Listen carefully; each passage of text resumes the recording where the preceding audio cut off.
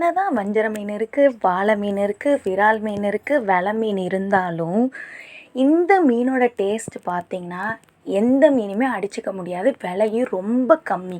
எனக்கு என்னமோ அந்த விரா மீன் வஞ்சர மீன்லலாம் அந்தளவுக்கு டேஸ்ட் இருக்கிற மாதிரியே தெரில. நம்ம சின்ன சின்ன மீனுங்களை விட அதில் அந்தளவுக்கு டேஸ்ட்டு.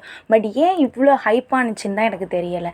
இன்றைக்கி பார்த்திங்கன்னா கிழங்கா மீன் ஃப்ரை. உண்மையிலேயே வறுவலுக்கு ஆப்டான மீன் வந்து வெள்ளைக்கிழங்கா, அப்புறம் இந்த கிழங்கா, சங்கரா, இது மூணுமே தான். கண்டிப்பாக இந்த மாதிரி ட்ரை பண்ணி பாருங்கள். விரால்லாம் என்னங்க, வஞ்சர மீன் என்னங்க, அதை விட வேறு லெவலில் இருக்கும். எப்போதும் நம்ம செய்கிற மாதிரி மிளகாத்தூள், மஞ்சத்தூள், மிளகு சீரகத்தூள், சோம்புத்தூள் எல்லாமே நீங்கள் நார்மலாக செய்கிறது தான். எக்ஸ்ட்ரா எங்கள் வீட்டில் பார்த்திங்கன்னா 2 இன்க்ரீடியன்ட் வந்து ஆட் பண்ணுவோம். ஒன்று வந்து கோதுமை மாவு, இன்னொன்று வந்து புளி தண்ணி. ஆரம்பத்தில் வந்து எங்கள் வீட்டில் எங்கள் ரிலேட்டிவ்ஸ்லாம் வரும்போது கேட்பாங்க, என்னது மீனில் கோதுமை மாவா, புளியா அப்படின்னு.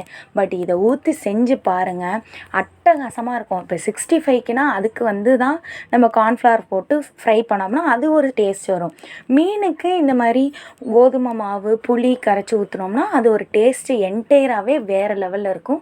ஸோ இன்னும் கொஞ்சம் டேஸ்ட் ஏற்றுறதுக்கு எண்ணெய் ஊற்றி கொஞ்சோண்டு கருவேப்பிலை போட்டு நல்லா பொரிஞ்சதுக்கப்புறம் வரட்டி வச்சுருக்க மீனை சாப்பிட்டு பாருங்கள், டேஸ்ட் அட்டகாசமாக இருக்கும்.